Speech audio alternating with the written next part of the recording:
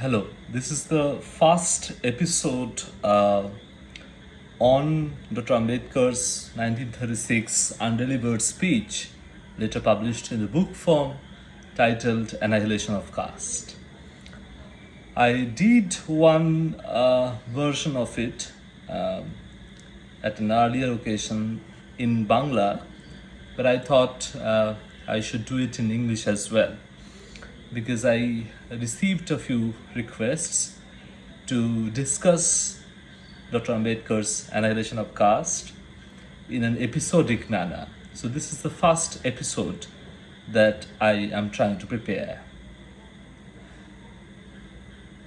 Many people are already aware of the fact that this is a speech text. It was supposed to be delivered by Dr. Ambedkar in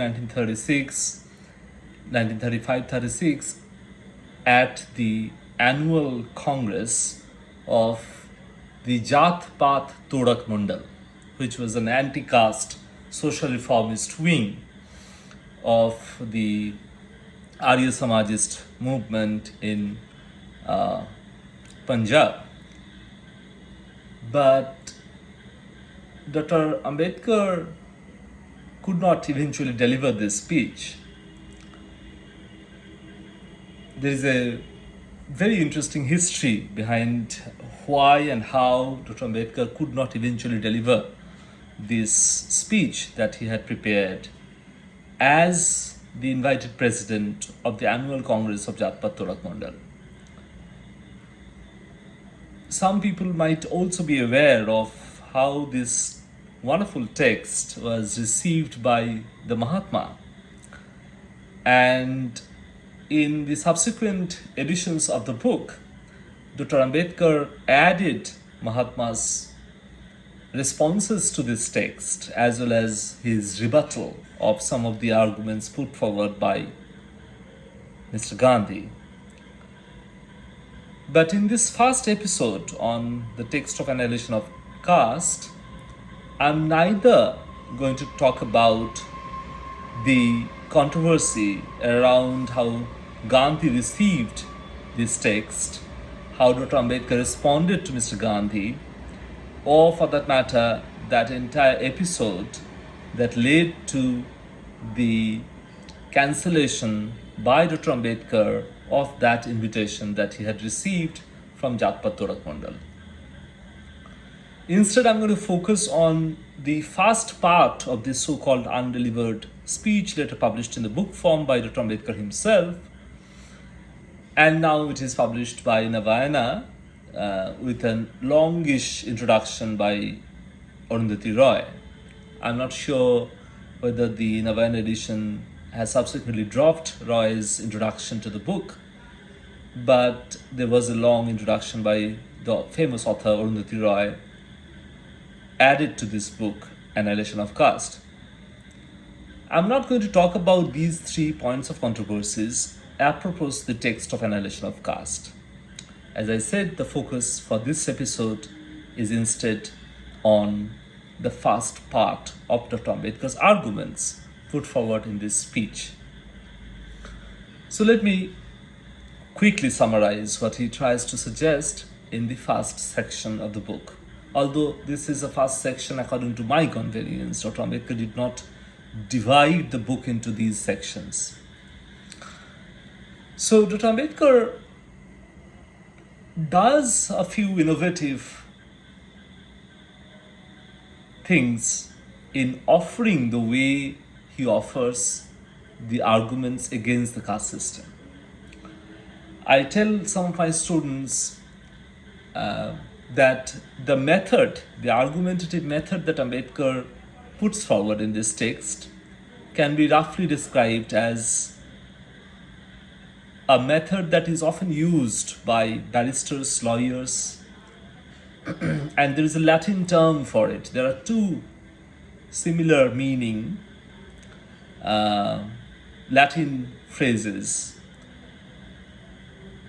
I think that Dr. Ambedkar deploys a method that is known in the legal discourse as argumentum ad absurdum or reductio ad absurdum. That means you to roughly describe this method, you begin by apparently agreeing with the views of the opposition.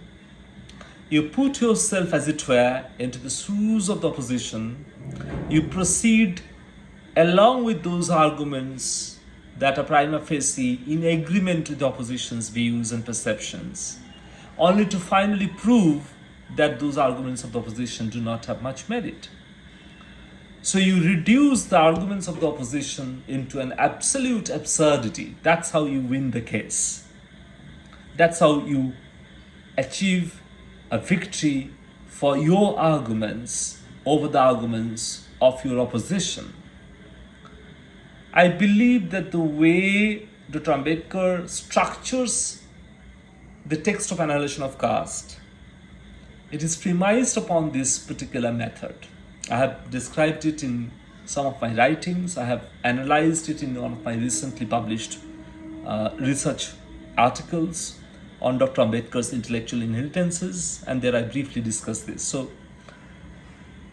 that's one point. The second point is something that is also quite familiar to most readers, at least most attentive readers of Dr. Ambedkar, and that is known as clearing of the ground. Clearing the ground before you proceed to build an argument. So you get to the basics of a particular problem that you are about to discuss. And you begin by clearing up the mess. You define the key terms. You clearly articulate and communicate to your readers and your audience that this is what you're going to talk about. And then you proceed. So that's the rough understanding of what we can describe as clearing ground. So these are the two methodological attributes that we must recognize before we proceed to talk about, to discuss, to read Annihilation of Caste. The first part of the text raises two important debates. The first debate is not about caste in particular, but Ambedkar gets to that question of caste and why caste has to be abolished and how it can be abolished. These discussions occur at a later stage in the book. Initially, Ambedkar is raising two important debates. Number one, shall we proceed to bring about social reforms before bringing about political reforms, or the other way around? What should we do? Should we give more premium and importance to political reforms? Should we give more importance to social reforms? What is more important? What should precede? What should come before the other? And Dr. Ambedkar, of course, tries to argue by citing extremely fascinating examples from world history that it is social reforms which should have a precedence over the question of political reforms. Political reforms might not mean any effective empowerment for disenfranchised social constituencies if it is already not backed by social reforms. Therefore, social reforms is of pivotal importance. Political reforms is important, certainly, but political reforms in isolation might not mean anything substantial in terms of empowering an already stigmatized, disenfranchised social constituency. That's what Ambedkar tries to opine. Then there is a corresponding and subsequent debate that Ambedkar raises, and that debate is between social reforms and economic reforms. And here in this part of the book, Ambedkar is taking on the so-called conservative Marxist view that it is ultimately an economic concern. If you bring about economic empowerment for the socially disenfranchised, social equality can be achieved more easily. It is this perspective, it's this so-called Marxist perspective that Ambedkar is critical about. Although I must let my audience know that Ambedkar's perception of Marxism is far more nuanced than how it appears when I begin summarizing the second debate in the book Annihilation of Caste. This particular template, Ambedkar vis-a-vis Marxism and Ambedkar vis-a-vis communist movement in the Indian subcontinent calls for a greater, more dedicated, more focused, and more streamlined discussion. That's for another occasion, might be done at a later stage by me, but not right now. So for today's episode, these are the two debates that we can think of.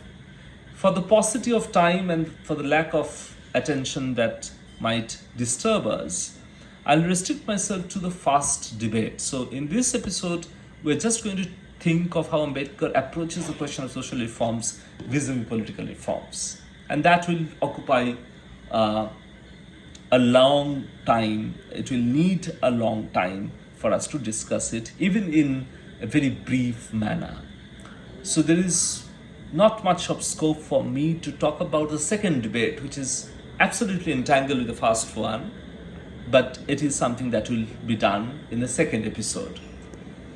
So let me quickly give you a brief overview of how Ambedkar approaches this question of thinking of social reforms with respect to political reforms. Ambedkar gives us examples from Roman history, he gives us examples from Irish political history, and he gives us examples of Indian anti-colonial freedom struggle. He begins with this third one. He reminds the readers, and it could be actually members in the audience because it was supposed to be delivered as a speech. He reminds his readers and audience that initially the Indian National Congress had a social reformist wing called the Social Conference. But as we moved more towards the end of 20th century and 21st century, as we moved towards our political independence, as Indian anti-colonial nationalist movement started becoming more pointed and focused towards political independence, this particular wing of the Indian National Congress took a backseat and eventually it disappeared.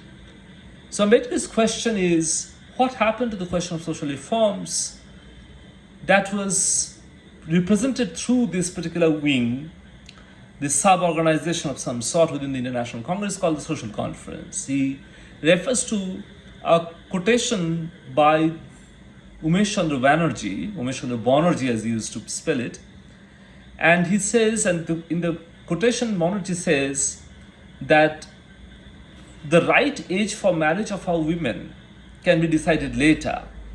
What we do to the untouchables can be decided later. In other words, social reforms issues can be dealt with at a later point of time. What we now need desperately is political reform. So Britishers should leave this country, and it is our internal matter to think of the right age for marriage of women, the way we treat our untouchable communities, the way we think of social reforms that need to be subtly brought about in the Indian social scenario. So Umesh Chandra Banerjee is not negating social reforms. What he is doing essentially is he is putting more emphasis on political reforms. He thinks it's far more immediate, it's far more important at the moment for us to achieve political independence, and social reforms can wait. Dr. Ambedkar does not agree with this view at all. And this is one of the fundamental characteristics of how Ambedkar gives us a critique, not just a banal, polemical political attack on the Indian nationalist movement, but an internal, immanent kind of a critique of Indian nationalism that comes from Dr. Ambedkar. It comes from several other quarters. For instance, Rabindranath did a critique of it in his own way, and in fact, Dr. Ambedkar agrees to some extent with some of the views of Dr. Dekor as he addresses Rabindranath. Jinnah comes up with his own unique viewpoints on these issues, but Dr. Ambedkar does offer us an immanent critique of Indian nationalism by raising the question of social reforms with respect to political reforms. So Ambedkar is very clear on what he wants. He wants social reforms to take more importance as compared to political reforms. So how would he justify this? Because it is important for him to think of the negations of his perspective at this point. So he says, people will not agree with me, I'm quite sure, given the kind of obsession that people have got with political reforms and this parochial view that political reforms will be more empowering than social reforms, I will be doubted. My arguments are not going to be accepted easily by other people. So what do I do? So he gives us some examples. He talks about the Pontifex Maximus, the Comitia Centuriata, the Roman history. He says, but before that, he gives us a reference to Irish nationalist history. He says the conflict between the Northern Ireland and the Southern Ireland is not necessarily a political debate or political conflict. It's in its ultimate nature, it's actually a social-religious one, a social one. So the Irish people might bring about a nationalist political movement and might eventually achieve independence from British colonization. But the conflict between them, a social conflict between these two sections of the Irish land, will eventually give birth to a lack of proper empowerment. So political reforms might give us some advantage, but the ultimate empowerment will not occur simply through political reforms. Now, this might come as a surprise to a lot of people because Dr. Ambedkar is predominantly perceived by, average people, common people, as a politician, as a statesman. So for a statesman to think that social reforms is more important than political reforms, and we must remember Dr. Ambedkar's colossal contribution to the political empowerment of Dalits, of backward castes, of the so-called untouchable communities, for women, for the religious minorities. Dr. Ambedkar spent a lifetime of political activism to achieve some of those gains, political reforms, to bring about political reforms. And this is the man who is talking about how social reform should be given more importance than political reforms. So that might come as a surprise, but that's what he argues in the text. So the reference to Roman history is interesting because he says in the ancient Rome, a lot of people thought that ensuring the political representations of the plebeians, as we know, the society was divided between plebeians and patricians. Patricians, of course, were a dominant community. Plebeians were the common people, mostly not so politically powerful.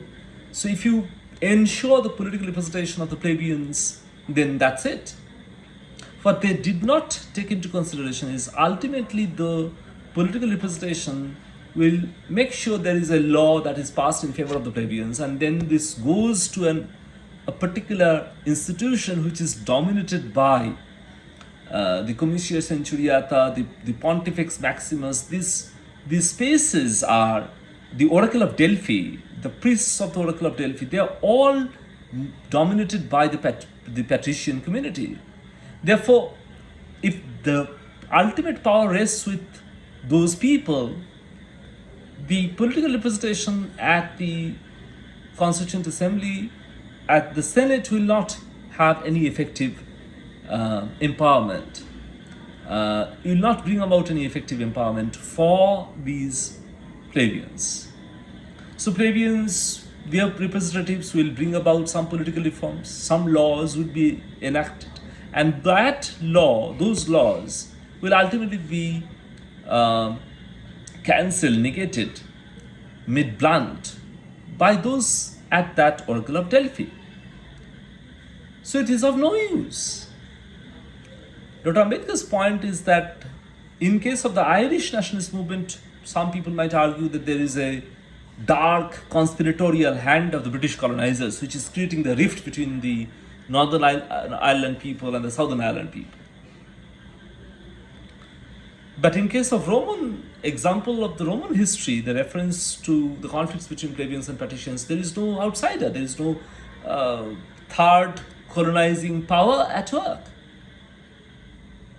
So this is one way of understanding the argumentative method that I initially spoke about, that he anticipates the arguments to be put forward by his opposition. He tentatively agrees with them only to negate it and prove that that doesn't count. So he says that people in the opposite perspective might contest my view by saying that, well, in the case of Irish nationalist movement, yes, there is a social dimension to the problem, the so-called problem, the conflict between Northern Ireland people and the Southern Ireland people, but essentially there is a dark conspiratorial existence of the British colonial power, which is creating this so-called social rift. We can think of the conflict between Hindus and Muslims as the handiwork of the British colonizers, and a lot of people actually think along those lines. A lot of people also think that the modern caste system is a configuration done primarily by British colonial modernity, and there is a huge debate in social sciences over those things. But the divide and rule policy is something that Ambedkar is actually putting in some kind of crisis. He does not entirely subscribe to that view.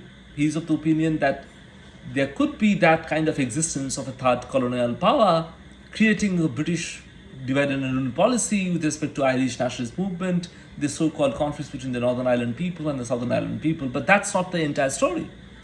Because clearly there are other examples that can be cited from world history, in this case Roman history, which clearly shows how it is ultimately social reforms. If they could ensure a greater number of representation and adequate representation of the plebeians in that socio-religious organization called the Oracle of Delphi, then that would have actually resulted in proper social empowerment. But that is not happening. So you ensured political reforms through political representation of the plebeians, but ultimately did not give us the result that was expected. So he gives us such examples and tries quite convincingly so. He tries to establish this argument in favor of social reforms, and clearly, with a lot of assertion, states that it is social reforms which we need, without which we will not be able to bring about political reforms. And this is related to his subsequent observations of the Indian Constitution. He would, in 1949, at the Constituent Assembly, Ambedkar would actually suggest that if you do not have social equality, it's a country where social equality does not exist in a way that is conducive for bringing about democracy, political democracy. And Ambedkar reminds the fellow politicians at the Constituent Assembly, as well as the greater country, that if we do not have social equality in place, equality in pen and paper, equality in the Constitution as a fundamental right to equality, might not mean or prove anything. It might not be an effective equality premise unless we have some sense of social equality. Through education, through conjoined living, through other means, if we do not have social equality, formal constitutional equality will not mean much to the people of this country. It will just be a symbolic notion of equality, not an effective or substantive one. So it is with that note that I end this first episode. It will be followed by another episode on social reforms versus economic reforms. Thank you.